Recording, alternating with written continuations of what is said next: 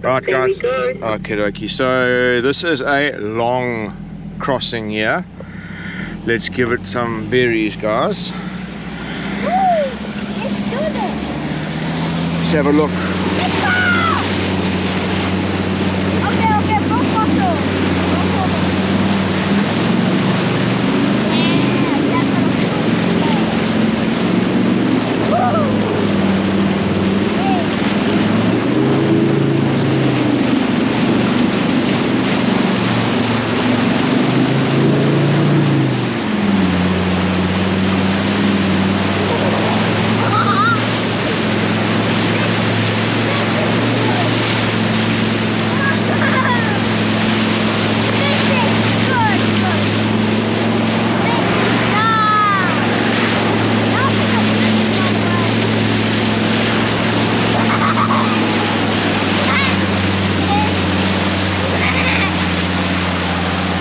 Was that fun, baby? But wait, there's more! Yeah, that's what I'm talking about, baby! Yeah!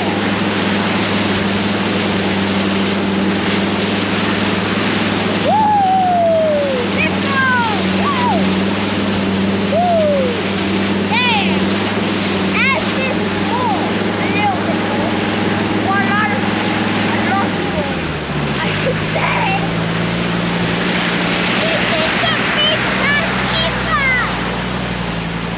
This is the fish not for my entire Oh life. shit!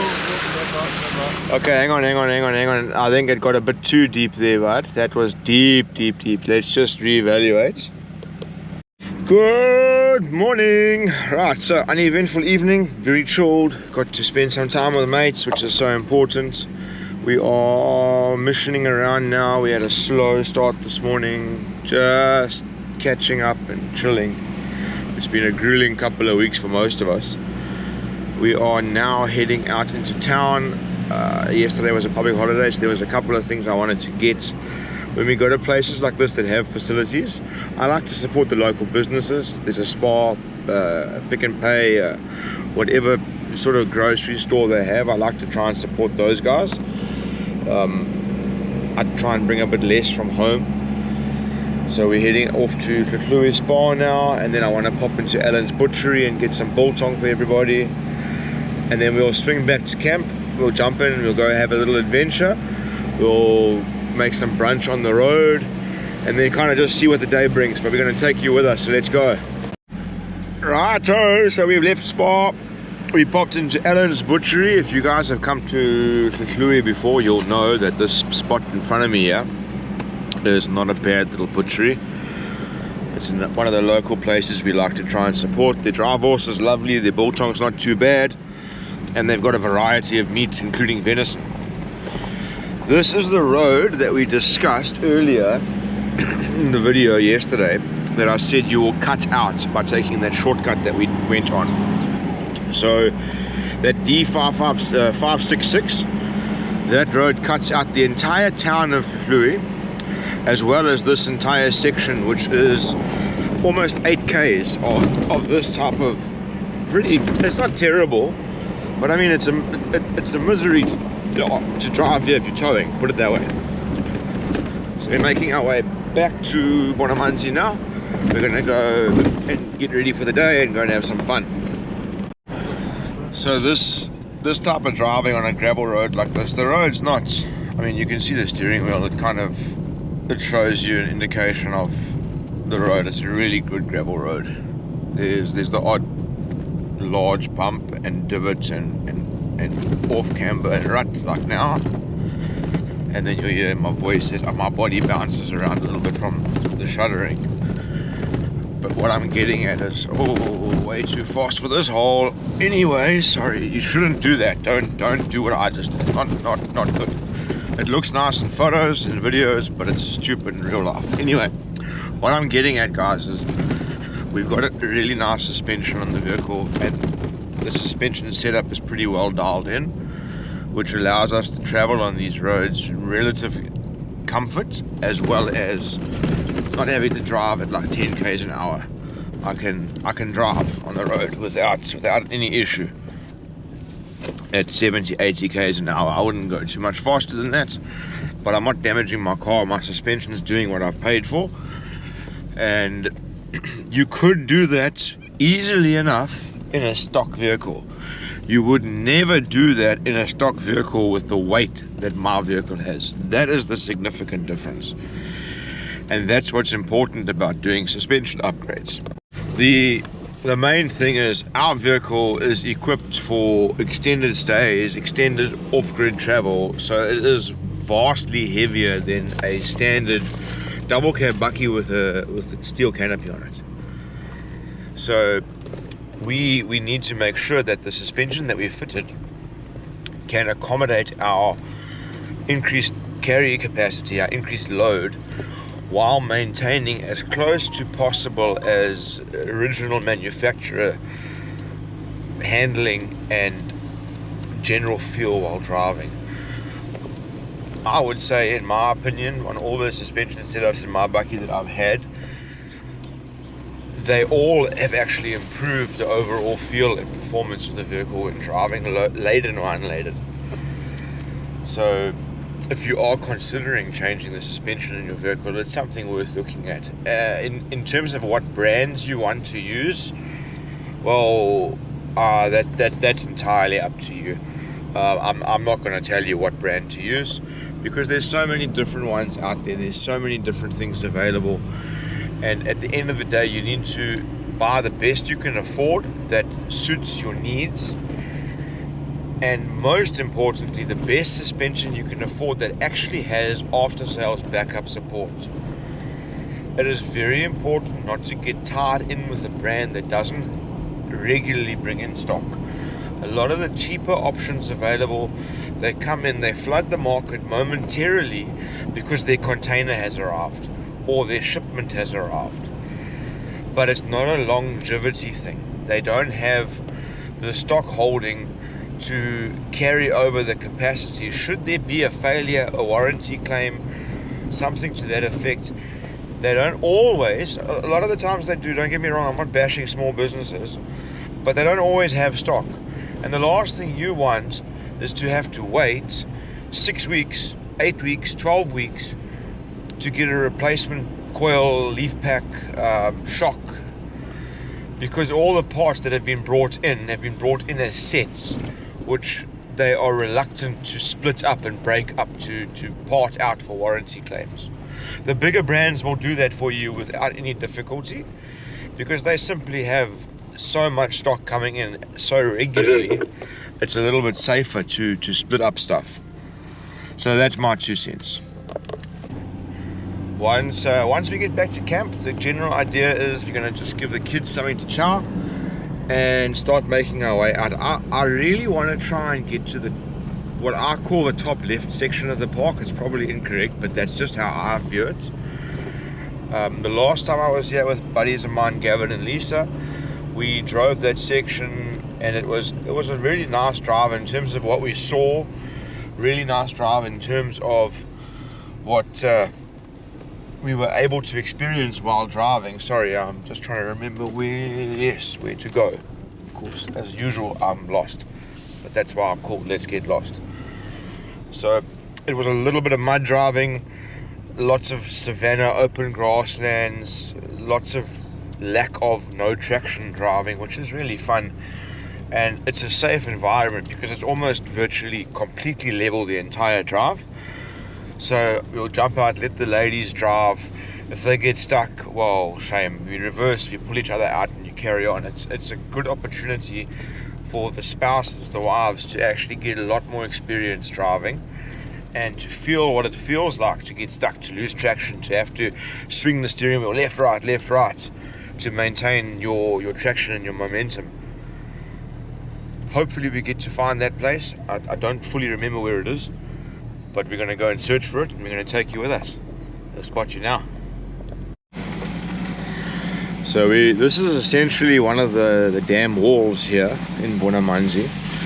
On our left, you'll see on the GPS screen as well, but there is a dam. And this dam's name is Dini Zulu Dam. There's a very nice campsite here called Shonalanga, which is the off-grid or semi-off-grid campsite. Donkey boiler, there are ablutions.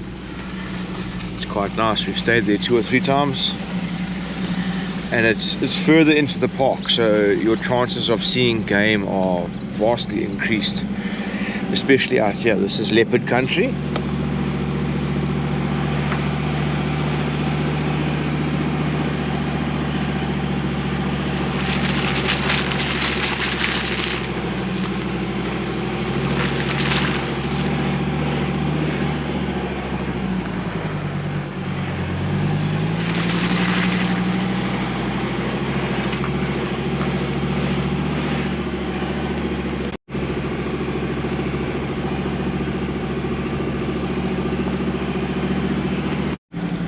Cruising through the most lush coastal forest. You guys won't see it too well. Let me try to show you out the corner here. Hang on a second.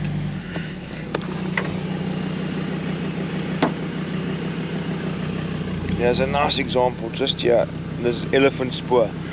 So elephants have essentially walked along the road here, and then in the front there you'll see all the like large dinner plate size oval footprints that they've chopped along the road, and then you can see the little green leaves in the road, another good indication that they're moving and feeding, so they're not moving too quickly. However, the time of day that we are now, the chances are they moved through here early hours this morning after they had missioned up to the dam that we drove past to have a drink, and this is them probably heading back into the forest for the day. Hopefully we get lucky and we come across them. It'll be really cool. We've never seen elephant at Bonamanzi. We've heard them, we've seen their spoor, we've seen their signs, but we've never been able to find them, so maybe we'll get lucky.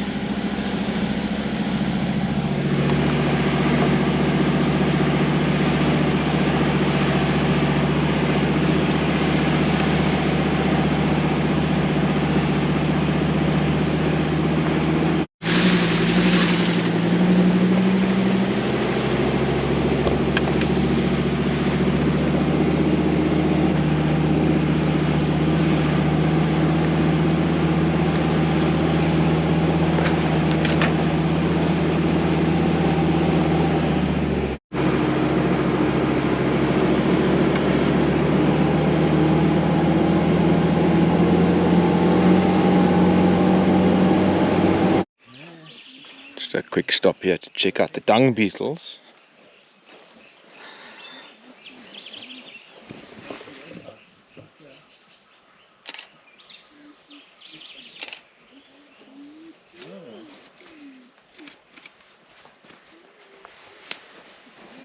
So we've pulled into the Shonalanga campsite. This is traditionally where we come when we camp off-grid, and we've decided to have a picnic here. Take a look around with us.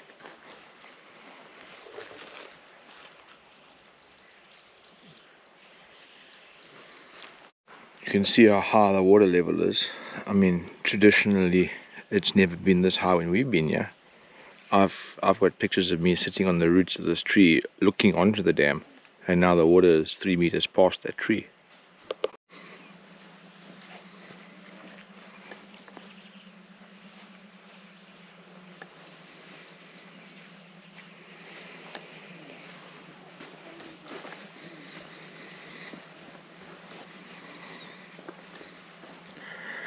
So you always try and do cool stuff with the kids.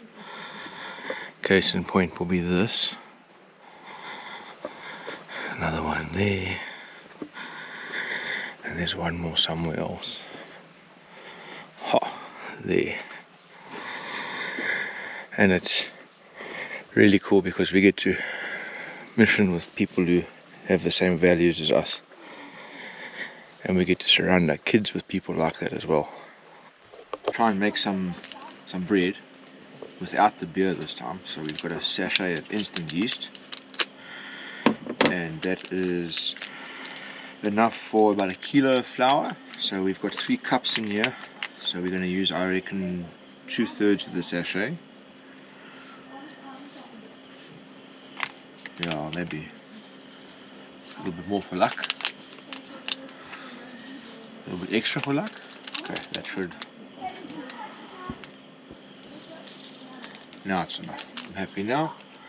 And that kind of gets, you mix it up nicely. And you start using a little bit of water. And the idea is just to get it so it starts to become sticky, and then it must stop being sticky and come away from the bowl. Problem I have with this is too much water, and you can't reverse it. You can't just add more stuff. So always start with less and work your way up to the consistency that I'll show you now.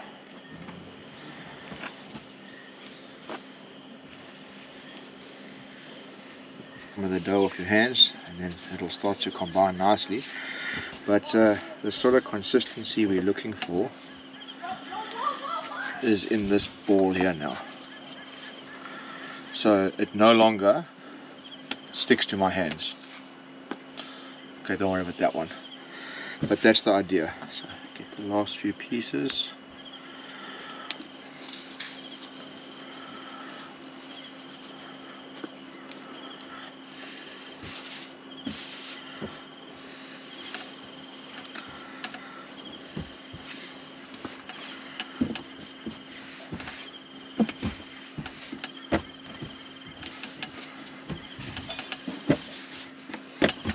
Okay, now we are winning.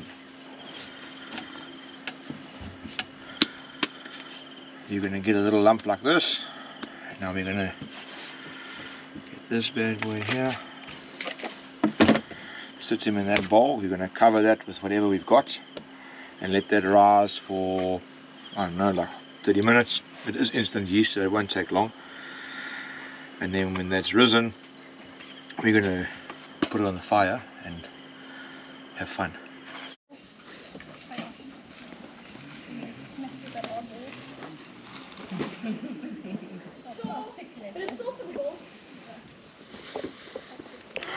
Right, so that's coming on along nicely there. We're cheating a little bit by putting the dish that the bread does in some hot water, just to speed up the fermentation and the activation of the yeast.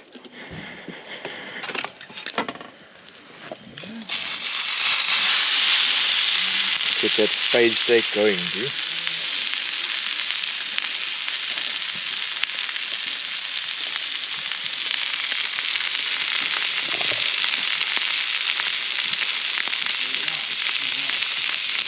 You can put spice on it.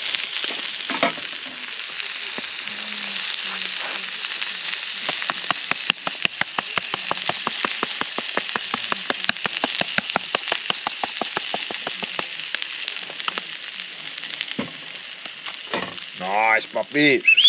Look at how this came out. It's risen nicely. So what I'm going to do now is we're going to just quickly get a small piece onto the braai and make ourselves a piece of braai bread. Just like that. Okay, get it all nice and tacky. You pull them so. And then you're going to come here. And you leave it like this. And then I'll show you the progress shortly. So this is the Madcon 600S. It is my favorite camping braai. It's everyone's favorite braai because everyone uses it. Check those shorts, guys. Ryan is on. Oh no! Oh, that is. There's two of them. No, we need to get those. Hang on, yeah. Hold here. We have to wait, guys. We are on a rescue mission. Stand by. 3, 2, 1. Go. I've got the grid. You got it. Yeah, you go save the soldiers. There's one. Oh, wait, he's going back, but I didn't learn the first time. No. No, that's fine. So That is a special season. yeah, no, that's seasoned to perfection now with the wood ash. Those are going to be a taste. Right. Okay, so this is the Madcon 600S that everyone loves, and that's Ryan, who is on vacation from Hawaii. Look at the pants. Jay, just hold that light. So check. So these little guys require very little effort. You've got to be quite special to ruin these. Just don't burn yourself because they do stick sometimes, especially like he's just gone on, so you must just idle for a bit longer. But the other ones, once they get crispy on the bottom, they're good to go. Our camp. Oh, he's just sacrificed another sausage to the fire gods. Look at the camp aesthetics. Aesthetics? Aesthetics? I don't know. Tomato, tomato. Another soldier into the boat. Okay, wait, hang on. Rescue mission. Let's go. This guy's Oh, wait, hang on. Alright, guys, we'll see you soon. Oh, now the third set to go on, and they are coming on really, really nicely. There's what's left. It goes quite a long way. Check, the kids are operating here. They've got theirs. There's cheese going on. We've got bacon. We've got beef bacon. We've got butter. This is the way. And I mean, come on guys, most of us are parents here watching this. The kids are showered, they're clean, they're going to be fed, they've played. And we're running at 25 to 7. I'm pretty sure by now we can consider ourselves experts at this. Let's check it out. Oh, perfection. Oh, look at that, guys. Bush bread. 4 ingredients if you count the salt. And look at that. Absolutely fabulous. Right, so we're going to start wrapping up for bed now. It is nice and fresh out here. We were listening to the hyenas calling earlier. We were wondering if they're going to make an appearance nearby camp. Difficult to say. It would be really cool. So while I'm here, I wanted to show you this little guy here. So you'll see this is my H-beam H30 headlamp. So that's off on. This is really not bad for a headlamp. It makes incredible light.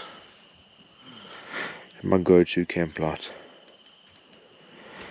And then the nice thing that I like about it is you can change. It has a red function and it has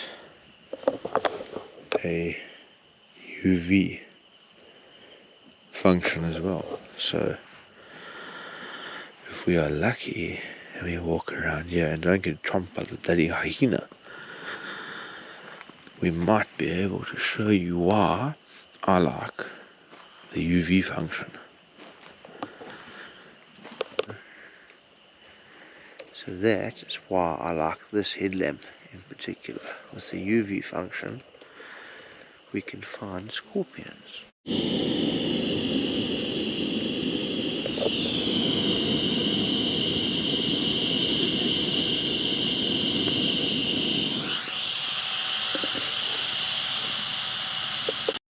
Okay, so it's the aftermath of the kids waking up a little bit before schedule. And It is giving Halloween. oh my god, is it giving? Look, it's pretty Halloween.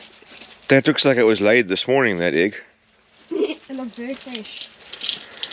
Right, don't break it and drop everything on the floor. So this is the spoils of war here. We are the spoil of war. And it's little stuff. Yes, okay, so should I get you guys each like a little paper plate or something? Do you think that'll work? Please. Yes, please. All right. Can you give me a hammer? A hammer? No, absolutely not. That's a bit aggressive so early in the morning. Oh, that's what I was trying to warn you about. But you learn. This is how you learn.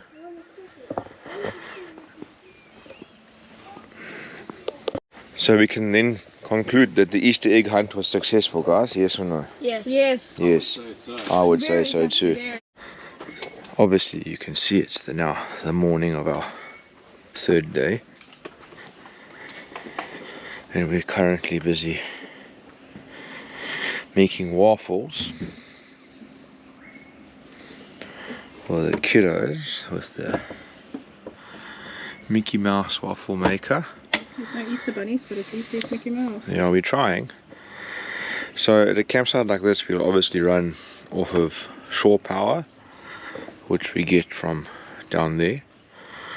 But if we were to be off-grid, like the last trip we did, that will run off of the Ranger, because the Ranger is equipped to power things like that. This trailer only has an 800 watt inverter, which is far too low for this. Alrighty then, this is basically the third and kind of the last day. Tomorrow is home time, however we'll still mission around a little bit tomorrow. We've taken it very slow today, rolling out of camp at 11:30 to go for a little drive. We're kind of going to go see what we're going to find. Let me just do a comms check on the radio. Yeah, copy, 5 out of 5. See what we can find out here today. It's very hot, so the chances of great animal sightings are slim, but there's always the hope of cool birds, bugs, snakes and spiders. So we've cheekily swung into the yet to be opened Afri camp here at Bonamanzi. So this is an example of what they are busy working with here. This is boutique glamping. This is tent number 7. So there's power, gas geyser. It's a permanent structure, as you can see, with a canvas walled tent. I hope they don't mind us coming in here, but this is what you're going to have to look forward to if this is your thing. There's a hot tub. This is the tent. A little fireplace, that's really cool. Bathrooms, all the trimmings, the braai area, and for me personally, this is just fantastic. Look at that, looking straight out onto the lake.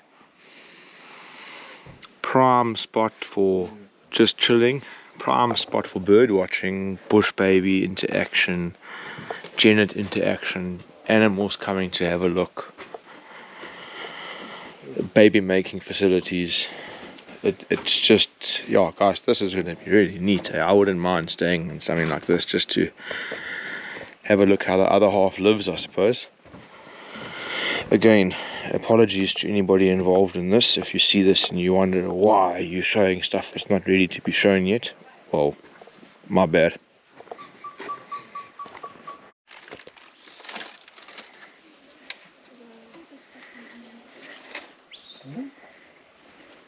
I'm good.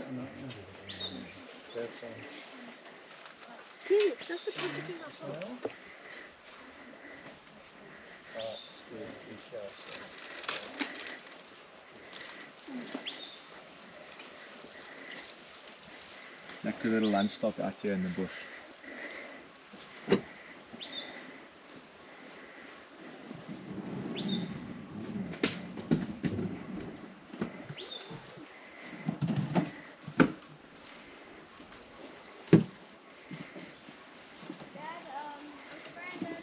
Yo!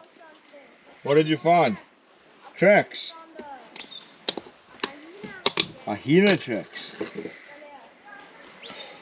How do you know it's a hyena? 2 pads. Does it have claws? Can you see them?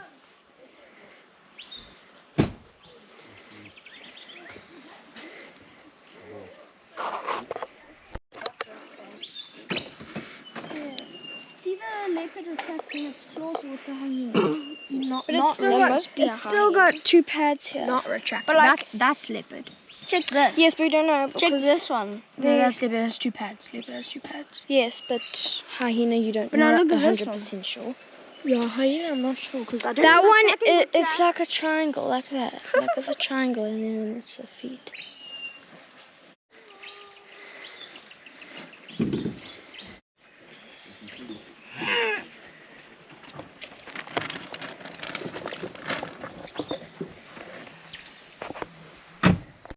Okay, back on the road now after our little pit stop and our lunch break. Still looking for interesting things deep in the forests here. This is what we live for, honestly. This is the best type of adventuring. There's no fresh tracks on this road. It means at least a week or so since anyone else could have possibly driven here. And it might not sound like much, but that's pretty cool Oh, that's a good if you consider how small the world feels lately.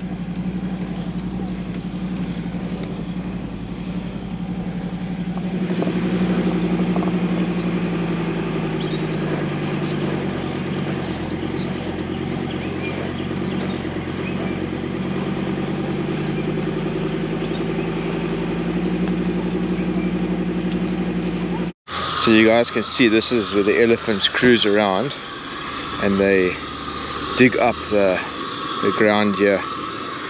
You can even still see their spur. Check, this is a transfer of mud from their pads to the ground here, and you can see their spur inside the holes. Alex, don't wander off, eh? Remember, we're still in a wild place. What a cool spot. This is where we should have stopped for our picnic, but we didn't know it was here. Well, that was an epic little spot to stop. I've dropped a pin in our Garmin now, because if I had known this existed, we would have just come and had our little picnic here. Because of the trees, we wouldn't have needed to deploy the awnings, and as a result, if it was required that we moved off a little bit faster than usual, it would have been way easier. Yeah, so we packed up and we're on the road home.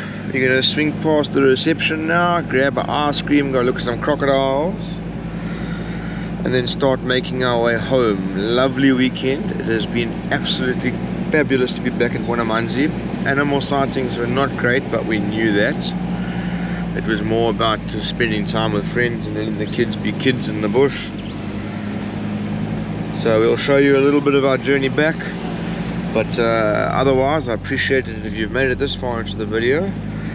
We've got some great content coming soon. We leave for Namakwa Eco Trail in just under 2 weeks.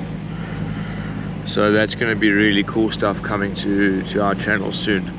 Okie dokie. So we are now on the N2 heading back home. We've been made aware of a roadblock just outside of Tongaat, so hopefully that's not going to interfere with us too much. The traffic is horrendous. Left the N2 Total garage there by Tlui, the Petroport, and it was utter chaos, madness.